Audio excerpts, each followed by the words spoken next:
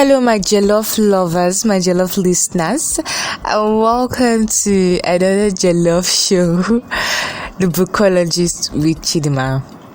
This is your favorite book review podcast. Basically, I review books that you want to read or books that you've read and you're trying to make an article, a write-up, or you want to know the ending or something like that. I really hope you guys have been doing well.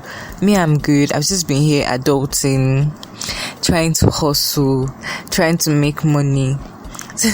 So without wasting much time, let's get straight to business. We're going to be reviewing a book.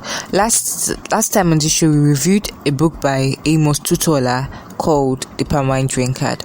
If you've not listened, I will advise you to go listen. I'll advise you to go read that book. And today we're going to be doing another book by another Nigerian writer. I know some people will be saying, oh, this girl is biased every time. Nigerian books. I promise you, next time we're going to do another book that is not Nigerian, that is not even African. We're going to do something very different. But today we are reviewing a Nigerian book by Adaobi Tricia Nwaubani. It is called I Do Not Come to You by Chance Again. Let me say that name again. Her name is very sweet to pronounce in my mouth. Adaobi Tricia Nwaubani.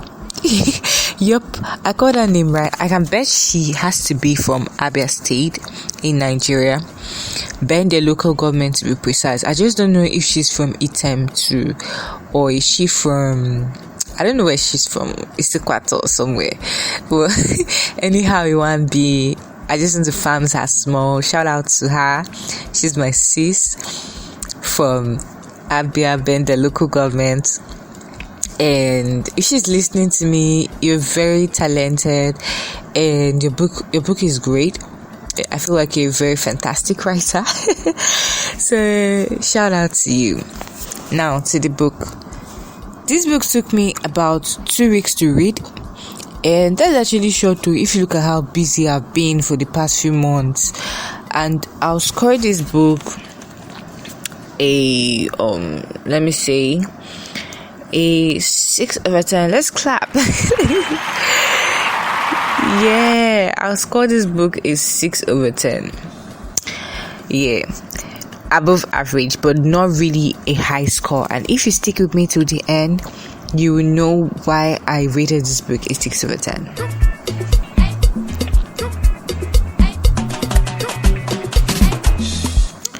So first of all, I liked how the writer took her time to take us through character development, from the mother to the daddy to the sisters to the brothers. She introduced each of the characters very well, and the character build-up really flowed.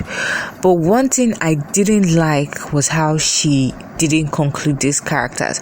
Like, she introduced a lot of characters, and I feel like at some point she felt like she was juggling with too much characters, and she didn't even know how to end these characters. So she just threw them away at the end. Literally, she threw the characters away and just like gave maybe 5 of the characters ending. What happened to characters like Godfrey, Charity, Auntie Dima?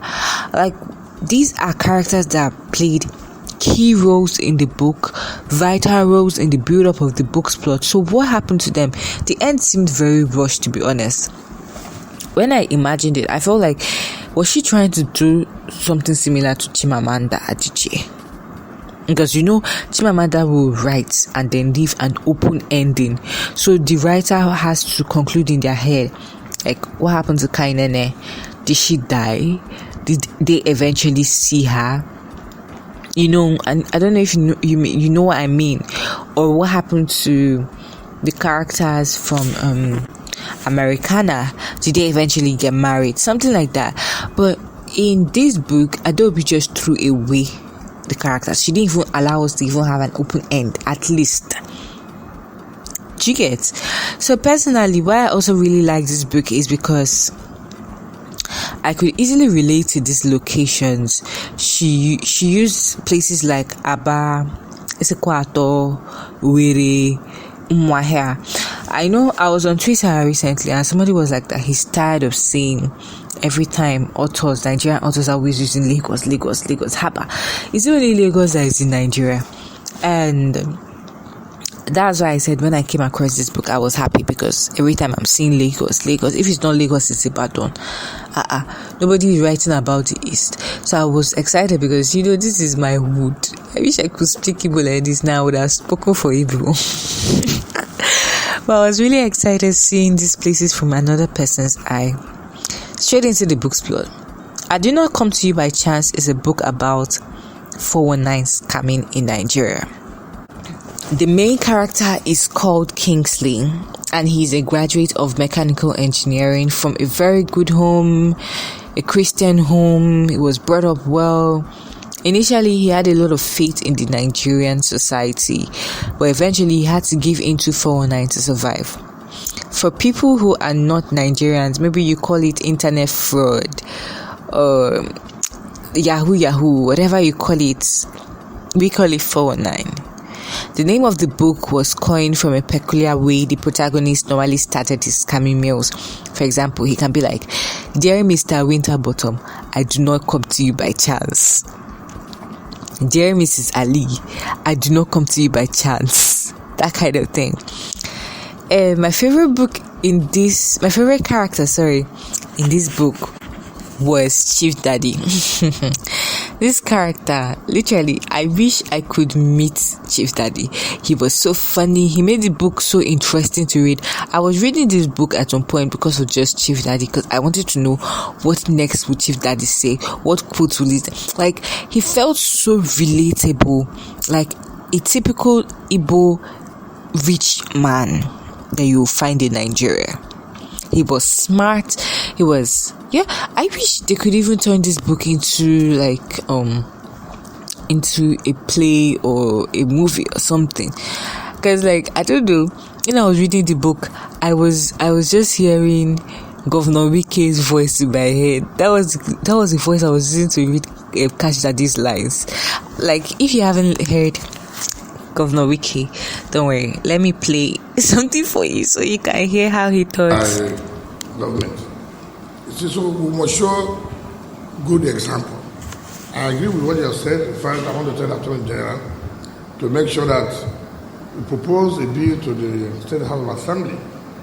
If you're not the government-recognized traditional ruler, you cannot answer a royal... So that is Governor Wike. So imagine that voice when you're reading this book that I'm doing a review on.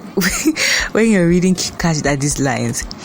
So apart from the fact that she was able to tell a fantastic tale about Nigerian scamming, internet fraud, I like that she was able to address a lot of important issues without even straying from the major topic.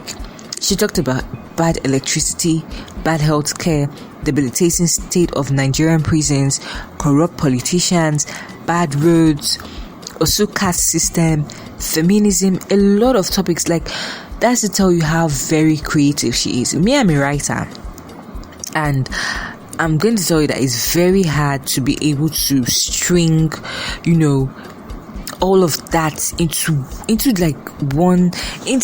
without straying away. You find yourself trying to stray away from the main plot of the book, which is the 419 scamming. But she was able to do this, and big shout out to her, man. She's a genius. I also like how she made use of peculiar Nigerian Igbo names that are so rare to come by. And proverbs in Igbo. It just reminded me of another amazing writer, Ngozi Chimamanda Adichie. Ngozi Chimamanda Adichie will use names that I've never heard of. The first time I heard of Kainene was in her book, or Olanna. The names that Tricia used in her book, I tell you, I don't want to swear, but I'm telling you, you probably will not even be able to, and you wouldn't be able to pronounce them. So if you want to learn about Igbo culture, if you're a foreigner, you want to learn about Igbo culture, Igbo names, she even broke down the meaning of some Igbo names. If you want to learn about Igbo culture, Nigerian culture, this book is a must read. And I'm sincerely looking forward to reading other books by her. if you want to check out other books written by her, she is the writer of Buried Beneath the Baobab Tree. B-O-B-A-B. I can't pronounce that. So if you're looking for a funny and enlightening African book to read, a book to give you more insight into 419 scamming in Nigeria, there is no other better book than this book by Adaobi Tricia Nwaubani, which she calls I Do Not Come to You by Chance. I hope you guys enjoyed this review. Yeah, check out my next one, and I promise you I'm not going to be doing another African book. Every time I promise to be well, I always feel I promise you I'll try and look for something else that is not Nigerian. See you guys next time. I love you guys and stay safe. Bye.